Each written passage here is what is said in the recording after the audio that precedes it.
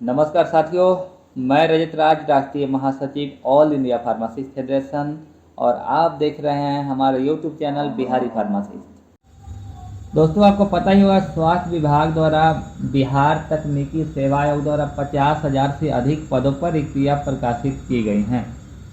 बहुत सारे लोगों का स्कोर कार्ड भी प्रकाशित कर दिया गया है। केवल लैब टेक्नीशियन की परीक्षा नहीं हुई है, स्टाफ नर्स की भी परीक्षा हो गई है। तो अब जो है बहुत महत्वपूर्ण पहलू है डॉक्यूमेंट वेरिफिकेशन।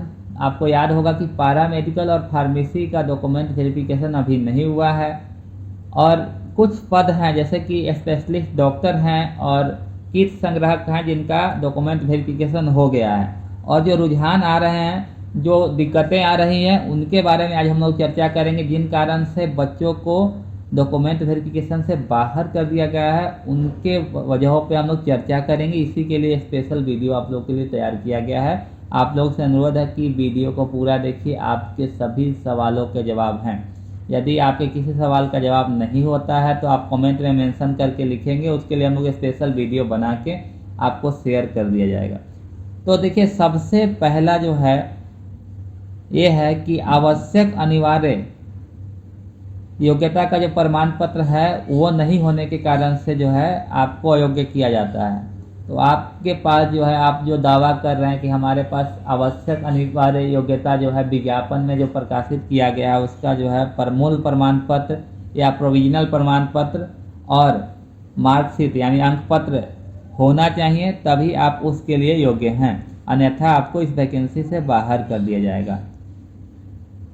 दूसरा सबसे जरूरी पॉइंट यह है कि योग्यता से संबंधित सभी प्रमाण पत्र जैसे शैक्षणिक योग्यता प्रमाण पत्र, आरक्षण हेतु निर्गत प्रमाण पत्र, विज्ञापन के अंतिम तिथि, विज्ञापन निर्गत होने की अंतिम तिथि तक ही होना चाहिए।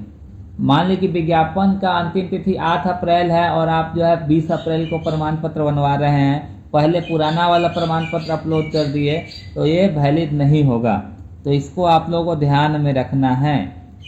बहुत सारे लोग हैं जो एक्सपीरियंस प्रमाण पत्र को लेकर चिंतित हैं। बहुत सारे लोग हैं जिनका कम समय पूरा है, सोच रहे हैं कि अगस्त तक हम जोड़ लेंगे, सितंबर तक जोड़ लेंगे। वैसा नहीं होगा। विज्ञापन की अंतिम तिथि तक ही आपका सारा प्रमाण पत्र वैलिड होगा। और विज्ञापन के साथ एक कटअफ डेट जारी कर दिया गया कि इस तिथि तक आपका सभी प्रमाण पत्र होना चाहिए।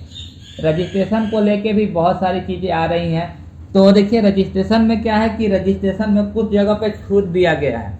वो ये है कि आपको रजिस्ट्रेशन के लिए 8 अप्रैल से पहले अप्लाई किया होना चाहिए। अगर आप 8 अप्रैल से पहले रजिस्ट्रेशन के लिए अप्लाई किए हैं, आपके पास स्लिप है, तो आप बाद में रजिस्ट्रेशन करा के भी डॉक्यूमेंट वेरिफिकेशन करा सकते हैं।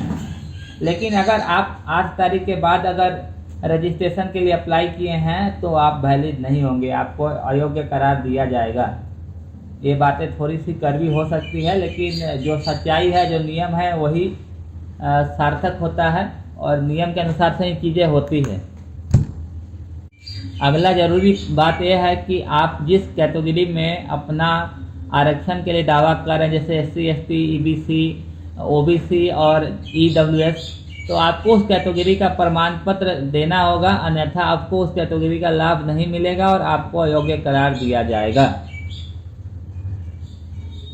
रजिस्ट्रेशन संबंधी जो है ये है कि आपको स्टेट फार्मेसी काउंसिल से जो है रजिस्ट्रेशन ही मान्य होगा। किसी अन्य फार्मेसी काउंसिल से जो रजिस्ट्रेशन कराए हैं, बहुत सारे छात्र हैं जो यूपी, राजस्थान, झारखंड में अपना रजिस्ट्रेशन करा के वही डाल दिए हैं, बिहार वाले में यस कर दिए हैं, उनका रजिस्ट्रेशन प्रमाण पत्र मान्य नहीं होगा। कार्य अनुभव का जो प्रमाण पत्र है उसके लिए निर्धारित फॉर्मेट जो एक प्रदान किया गया है, उसी फॉर्मेट में आपको एक्सपीरियंस बनवाना है। उससे अगर बना होगा और बिना हस्ताक्षर और मोहर के होगा तो वो स्वीकार नहीं किया जाएगा। तो ये बात आपको ध्यान रखना है। उसमें आपको मोहर और सिग्नेचर दोनों होना चाहिए। विज्ञापन के शर्त के अनुसार से जिन अभ्यर्थियों ने सामान्य कार्य अनुभव प्राप्त किए हैं, उन्हें भी कार्य अनुभव का प्रमाण पत्र देना होगा। बहुत सारे लोग हैं जो स्वास्थ्य विभाग में काम कर रहे हैं, सेम पोजीशन पे काम कर रहे हैं, उन्हें भी एक्सपीरियंस सर्टिफिकेट देना ही पड़ेगा। अनुसूचित जाति जनजाति और अन्य पिछड़ा वर्ग अत्यंत पिछड़ा वर्ग के लिए प्रमाण पत्र आपको जो है विज्ञापन के अंतिम तिथि के अनुसार से ही मान्य होगा, और ये आपको शासन आदेश बिहार सरकार के स्वास्थ्य विभाग और बिहार सरकार के सामान्य प्रशासन विभाग द्वारा जो आदेश पारित किया गया था 8 मार्च 2011 के अनुसार ही होगा। यदि अभ्यर्थी निर्धारित तिथि स्थान पर दस्तावेज सत्यापन के लिए उपस्थित नहीं होता है तो उसकी उम्मीदवारी रद्द की जाएगी। मतलब आप जो है डॉक्यूमेंट वेरिफिकेशन के लिए उपस्थित नहीं हो पाइएगा तो आपको जो है आपकी उम्मीदवारी रद्द कर दी जाएगी। दस्तावेज सत्यापन के समय कोई प्रमाण पत्र अनुपस्थित होने पर आयोग जो है आपको स्वतः निर्णय लेने के लिए स्वतंत्र होगा। अगर दस्तावेज सत्यापन के लिए कोई भी आपको कागजात नहीं आप वहां पर प्रस्तुत कर पाए तो आपके लिए विचार करने का जो फैसला होगा वो बिहार राज्य कर्मचारी चयन आयोग का होगा, बिहार राज्य तकनीकी सेवा आयोग का होगा। तो ये बात आप ध्यान रखिएगा। यदि कार्य अनुभव का प्रमाण पत्र गलत और फर्जी पाया गया तो उम्मीदवार को किसी भी चरण में अयोग्य करार दिया जा सकता है। त्रुटि पाए जाने पर अभ्यर्थी की उम्मीदवारी रद्द की जा सकती है। किसी भी चीज़ों में आपका त्रुटि पाया जाता है कि जैसे कि नाम में, अदर चीज़ों में, हालांकि इसमें बीपीएससी ने कहा है कि आप एफिडेविट बनवा के दे सकते हैं या फिर ग्रेड 1 अधिकारी से दे सकते हैं। देखिए चीज़ों को कहना आसान है लेकिन चीज़ें क्या है कि आप अगर एग्जाम पास कर चुके हैं तो आपको कोई ऐसे अयोग्य नहीं करेगा। अयोग्य करने से पहले लोग सोचेंगे कि क्या है मामला, कैसे है, इसको क्यों अयोग्य किया जाए। तो इसलिए आपको समय दिया जा सकता है लेकिन समय अभाव है, इलेक्शन का समय, इसलिए आप लोग अपना डॉक्यूमेंट बनवा के रखें, चुस्त दुरुस्त करके रखें। तो आपको एक और चीज़ बोला गया है कि समय समय पे जो है आप वेबसाइट और एसएमएस के माध्यम से आपको सूचना दिया जाएगा।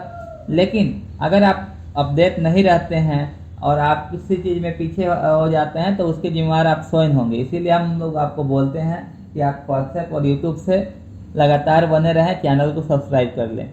और